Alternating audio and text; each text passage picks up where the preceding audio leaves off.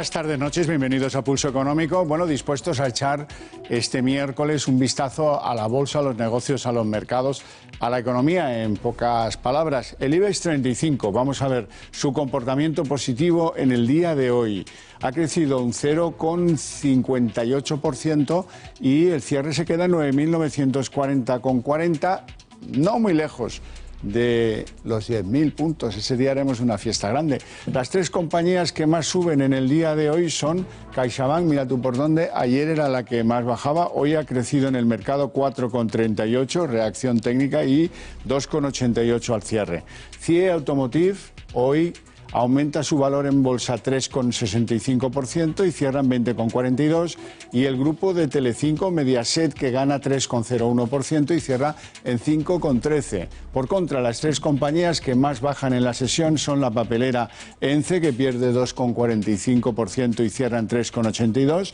Inditex, que no suele estar en estos pagos, de las que más bajan, pierde 1,56% y al cierre marca 31,50%. Y Siemens Gamesa, que hoy se deja 1,49% y al cierre marca 15,50%. Los fundamentales de la economía española, sin cambios. En términos de aportación al crecimiento de la economía, 0,5%, que es el último trimestre de 2019, o si lo prefieren, 2% de promedio en todo el año 19. Los precios, el IPC, pues ya incluyendo enero, acumulan un interanual, esto es enero versus enero, del 1,1% de aumento de los precios. El paro, con los datos de la EPA, cerrando el año en diciembre, 13,78% de la población activa está en paro.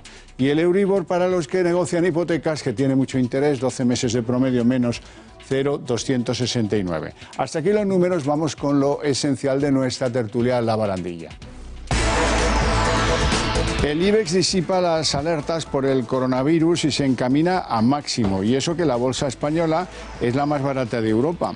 Y hay que hablar del Mobile World Congress de Barcelona, porque han decidido momentáneamente mantener la cita a pesar de las bajas de 40.000 de sus asistentes y de muchas compañías tecnológicas que han anunciado que no van a estar presentes.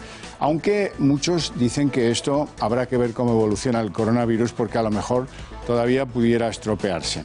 Y tienen que oír la declaración de esta señora María Jesús Montero, anunciando que la tasa Tobin y la tasa Google están listas y que las van a aplicar de inmediato. Vamos a escuchar a la ministra de Economía. Señora Montero, ¿la tasa Google y la tasa Tobin la va a aprobar usted fuera de los presupuestos? Tengo que aprobarla fuera de los presupuestos. Tienen que llevar texto propio. ¿Cuándo? ¿Sabe usted?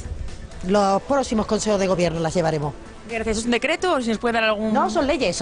Cada una ley ya han estado en audiencia pública, han pasado todo el procedimiento, ya están listas para llevarlas al gobierno, así que esa y la ley contra el fraude, que es muy importante. ¿Este mes de febrero podemos acotar? No lo sé, pero porque la planificación es dinámica. Gracias. Pero pronto. Gracias. Bueno, que sea para bien. Hablemos de Carlos Torres, el presidente del BBVA, que hoy hemos sabido que cobra 5.630.000 euros en su primer ejercicio como presidente de la entidad, es decir, un 41% más de lo que cobraba el anterior, Francisco González. El consejero delegado del BBVA, Gans, cobra 5.030.000 euros por año.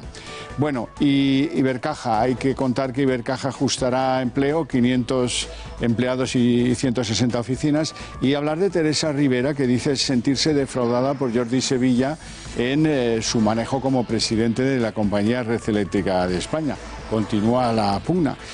El gobierno dice que estudia un IVA reducido para los coches eléctricos, y esa puede ser una de las novedades de los próximos días. Y hablaremos de las Iberdrolas, que desde la fusión allá por 1993 ganan el 33% solo en dividendos. Nuestros invitados esta tarde-noche, don Antonio Banda, CEO de Phil Capital. Bienvenido. Muchas gracias. Bueno, hoy estará contento. Viene usted con una bolsa absolutamente radiante. En fin, ahora nos lo cuenta. Don Juan Carlos Higuera, muy buenas tardes. Muy buenas profesor tardes. de l'EAE Business School. ¿Todo bien? Sí, perfecto. Venga, pues empezamos con la sesión bursátil del día de hoy. Bueno, no ha sido mucho el avance, pero el hecho de que quien suba más es CaixaBank, pues parece que el sector bancario, que siempre nos preocupa un montón, hoy... Bueno, en general es que fíjate que estamos en un entorno de tragedia sanitaria y, sin embargo, los americanos están en máximos, el IBEX también está cercano a su máximo anual y tenemos una situación como que no pasa nada, ¿no? Sí, o sea sí, que... 1.100 muertos en China, 40 y tantos mil afectados. Por cierto, la bolsa europea, profesor, es mucho más cara que la bolsa española. La bolsa española, dicho más apropiadamente, es la más barata de Europa. Pues sí, la verdad que es una ganga para muchos inversores, la bolsa española, y está subiendo a un ritmo importante, ¿no? Una ganga que se va a estropear un poquito con la aplicación de la tasa Tobin, que luego hablaremos de ella. Pero antes, usted que he visto que escribe a propósito del caso del Mobile World Forum que se celebra en Barcelona, Mobile World Congress. ¿Qué futuro tiene eso? Y han decidido que de momento mantienen, pero... Pues está en la UCI, como yo digo, está fuera de cobertura y con una rayita en el móvil. Sí, está a punto de que, como Telefónica o alguno más, diga que no. De aquí al viernes nos podemos llevar muchas sorpresas. Pero luego con elementos que la gente no conoce, pero hay 40.000 visitantes normales a este elemento fundamental de los teléfonos móviles que han dicho que no van. Sí. Y los que no cancelen todavía. Y muchísimos tecnólogos y muchísimas compañías importantes y referencias. Es decir, esto está en manos de Telefónica, ¿no? Esto está ahora mismo en manos del anfitrión, el principal que invita a la fiesta, ¿no? ¿Y qué es lo que hace difícil o imposible decir, bueno, nos lo llevamos a diciembre? A ver, el que te lo lleves a diciembre es una de las posibilidades, bueno, no a diciembre, el que lo aplaces es una posibilidad que se está teniendo en cuenta. El problema de aplazarlo es, primero, que tienen que ver en cómo tiene la agenda la Feria de Barcelona. Segundo, pon tú de acuerdo de aquí a los próximos meses a 2.800 expositores para que vuelvan a empezar la película. Y tercero, si lo retrasan mucho más, ya lo estás juntando con la celebración del año que viene, con lo cual no tiene sentido. Claro. Bueno, ya veremos lo que pasa con el mobile y con esa sobrevenida crisis del coronavirus, que eso no estaba en la mente de nadie. Lo que sí estaba en la mente de alguien perverso en el gobierno, era: voy a demostrar que soy el chulito de Europa, el gallito que le planta cara a Donald Trump.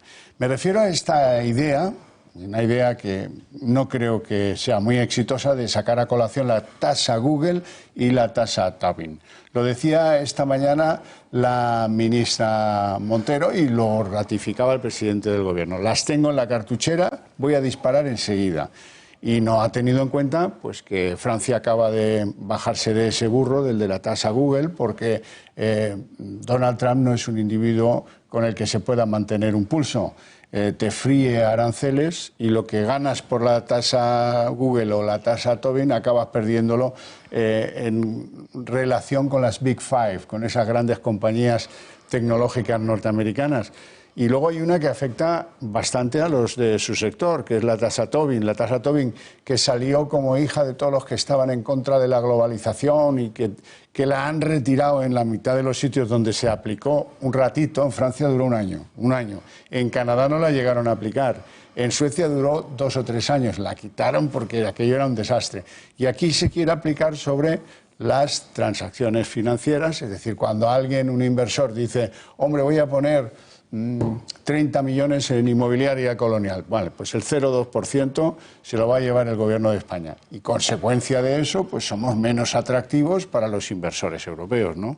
Bueno, lo que ocurre es que ¿por qué se retiran en otros países? Porque al final el tener un mercado globalizado implica que tienen muchas posibilidades, utilizando elementos fuera de mercado, los mercados típicos OTC, para no tener que pagar. O sea que efectivamente para pagar tienes que irte al mercado regulado, en el que intervienen las operaciones y que están informadas, y que ahora mismo no representa todo el porcentaje de actividad sobre operaciones de bolsa. Tienes mucho OTC que no tiene ningún tipo de comisión y que se ajusta en las contrapartidas y está fuera de eso. Y se hace en todos los países. Entonces, lo que se dan cuenta en Francia, se dan cuenta en los países escandinavos, es que no tiene ningún sentido intentar aplicar una tasa en la que te la vas a saltar al primer momento. Pues por eso prefieres quitarla, porque no vas a limitar a aquellos que hacen y cumplen la legalidad con una tasa que incrementa además todas las actividades financieras.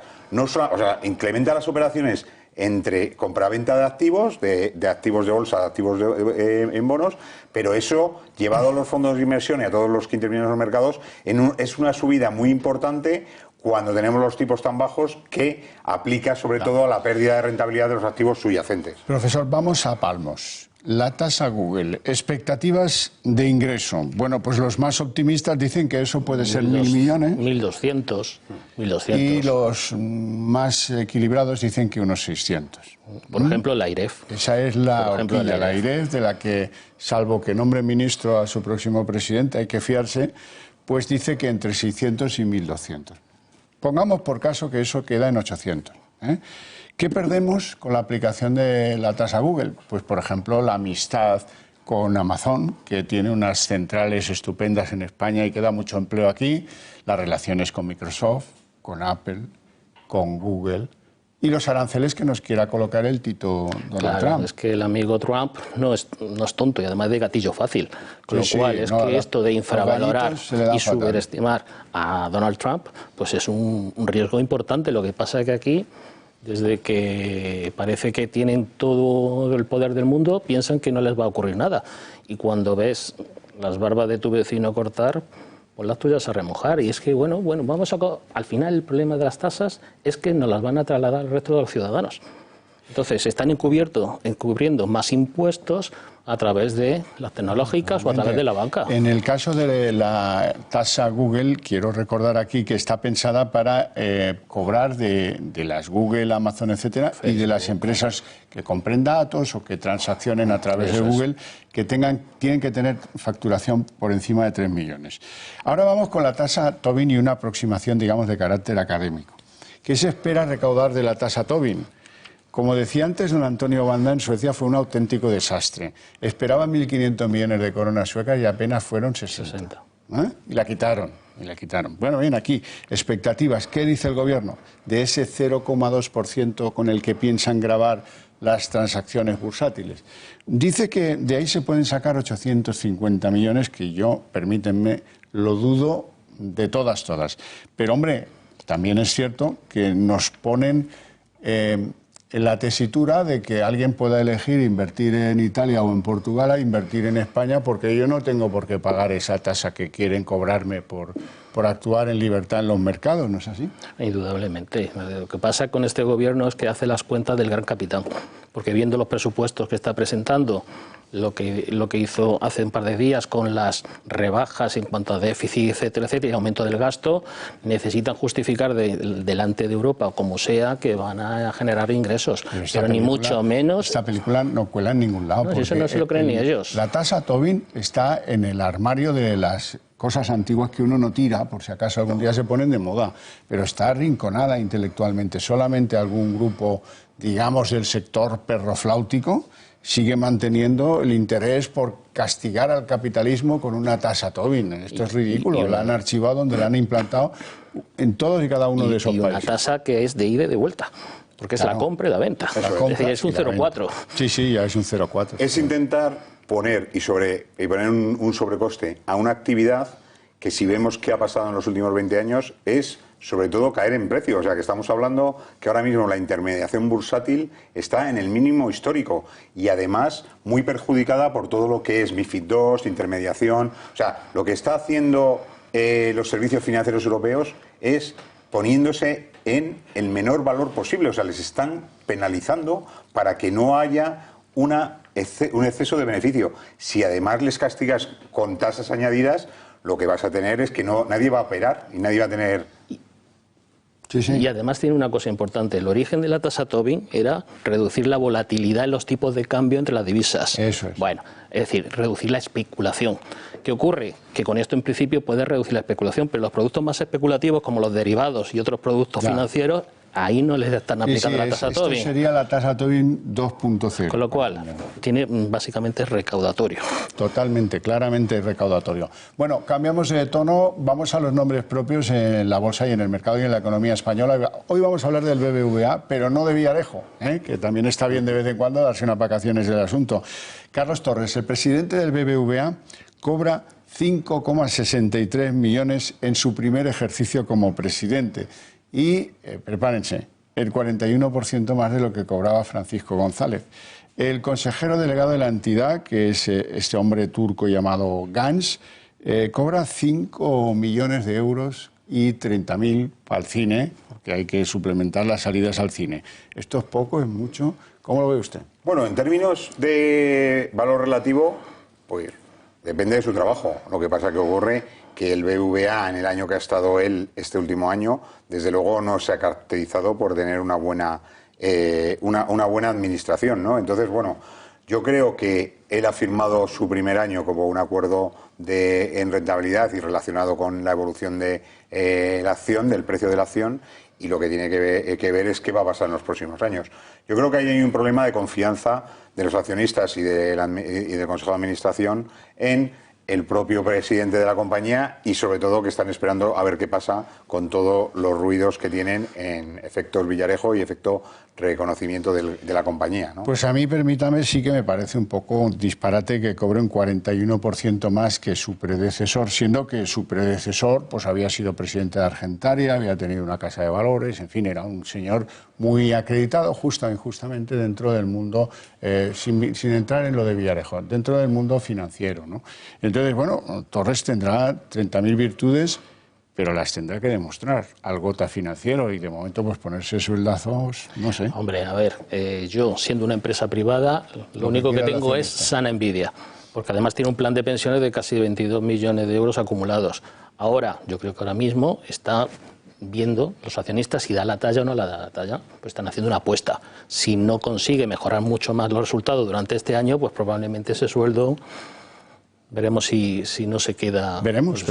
Bueno, tengo que darles cuenta, no sé si merece comentario, de un ERE, 550 personas de Ibercaja que se van a ir a la calle y van a cerrar 160 oficinas, pero esto es suma y sigue de las entidades financieras, así es que no perdamos el tiempo. Me ha llamado también la atención que la ministra Teresa Rivera diga sentirse defraudada por Jordi Sevilla en la presidencia de Red Eléctrica Española, pero estos dos, el odio es a muerte y para siempre, por lo que parece, porque Sevilla ya se ha ido de la compañía, están decidiendo quién le sustituye, pero ella sigue dándole puñaladas a pesar de que el hombre ya está muerto. No sé si merece algún comentario por su parte o pasamos palabra. Disparo de fuego, amigo, sí, que al final es lo que estamos viviendo a diario. Una ligera defensa para justificar que se ha ido por otra razón. Profesor, el Gobierno ha empezado a impulsar medidas, probablemente muchas guiadas por la ceguera ideológica, y otras, pues un poco globo sonda. Dice que estudian un IVA reducido para los coches eléctricos. Bueno, eso es una cosa que están pidiendo los fabricantes de automóviles, porque no termina de crecer la venta de coches eléctricos. ¿Qué ocurre? Pues que ojalá, si efectivamente un coche eléctrico tiene un coste medio en 5.000 euros superior a un coche tradicional. Una bajada del IVA puede suponer que se ahorre 3.000 euros, pero eso es insuficiente. ¿Por qué? Porque básicamente mientras que no tengamos de alguna forma un plan renove y no tengamos infraestructura para recargar el vehículo, pues tampoco va a terminar de dispararse, ¿no? Bueno, imagino que han hecho cuentas y han dicho, pues con las estimaciones de coches eléctricos que vamos a vender y lo que vamos a perder en IVA, lo vamos a recuperar con el diésel y con otros impuestos verdes que estamos poniendo. Yo creo que es utilizar la palabra verde como objetivo político, no de realidad. Sí. O sea que al final, si resulta que intentas comprar coches eléctricos, pues el problema es que habrá más demanda que oferta, porque acabamos de ver que no fabrican lo que necesitamos. Vamos a seguir comprando diésel, pese a su desaparición, porque la gente lo que necesita son vehículos, pues fundamentalmente para trabajar. Y el trabajo ahora mismo, pues comprarte un coche eléctrico te limita muchísimo hacia dónde y hasta dónde puedes llegar. Yo opino que es un anuncio plena y absolutamente político, porque no hace falta rebajar el IVA. Lo que hace falta es que las ayudas duren todo el año. Claro. Que se acaban en 2 meses. Claro. Los compradores de coches eléctricos que están escuchando, personas seguro que han ido y han pedido información y les han dicho, no, es que las de este año ya están cubiertas. 2 meses después de que salieran, pues pon más dinero y que se alarguen durante todo el año y ya verás cómo el parque de vehículos eléctricos se va a animar. Don Antonio Banda, las Iberdrolas de aquella fusión del 93 ahora pues han ganado un 30 y pico % solo en dividendos. Bueno, es que tenemos un sector como el eléctrico que está prácticamente en máximos históricos. Entonces, hay algo de rentabilidad en el sector y sobre todo que al final siempre hemos apostado porque las compañías eléctricas tienen una capacidad limitada de inversión y una capacidad muy amplia de devolver a sus accionistas un dividendo. Entonces, pues bueno, esa es la teórica de las eléctricas y mientras que no cambie el modelo, va a seguir en ese lado, ¿no? La eléctrica reconoce la capacidad de invertir la parte que corresponde y devolverle al accionista lo que el accionista necesita, ¿no? Profesor Higueras, además es la que más pondera en el IBEX. Sí, efectivamente. Pero vamos, básicamente es que están siguiendo una política de dividendos bastante interesante.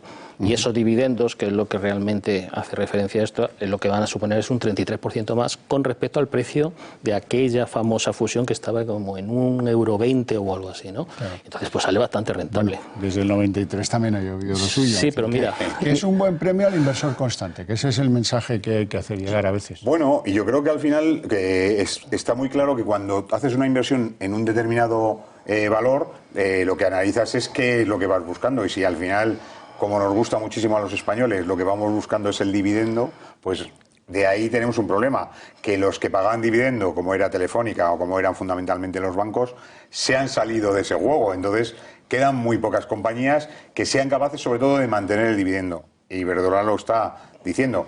Otro problema es que hasta ahora vemos que Iberdrola ha intentado cambiar su negocio en algún tipo de segmento y sin embargo no lo ha conseguido. ¿Por qué? Porque la industria en general de las eléctricas está pendiente también de una reestructuración y eso, mientras que no tengas esa reestructuración, no necesitas tener... Y una mayor eficiencia. Bueno, hoy tenemos oportunidad de ver qué tal lo está haciendo nuestro líder del sector asegurador, Mapfre. Ha ganado 609 millones, 15% beneficios mayores a los del año 18. ¿Qué tal? Pues muy bien, pero podrían haber sido mucho mejores.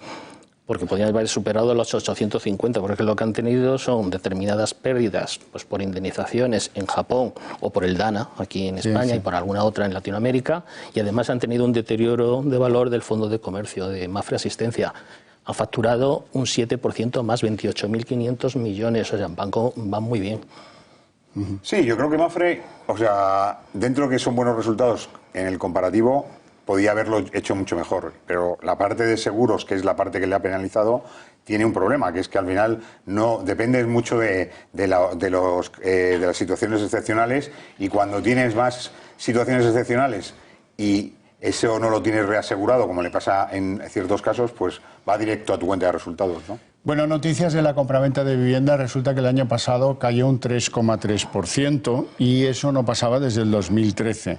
Es una caída importante que refleja una realidad de estancamiento en la compraventa de viviendas. Bueno, es que no se han alcanzado la compraventa que hay, el número de compraventa del 2018, y que era el objetivo superarlo, y lógicamente es que está cayendo ya el número de compraventas, se están moderando los precios, es que estamos llegando a una situación de precios donde ya la gente no es capaz de comprar. Muchas de las operaciones que se hacían al contado, eso ya está agotado. La mitad de las operaciones de compraventa eran al contado. La ley hipotecaria también está influenciando muchísimo, no por la ley en sí, sino porque como ahora da más garantías al prestatario que al prestamista, pues ahora los bancos miran con lupa cada solicitud de hipoteca. Y luego, básicamente, lo que ha caído mucho, lo que más ha caído, sobre todo un 4%, en la compraventa de vivienda de segunda mano, que era lo que más crecía.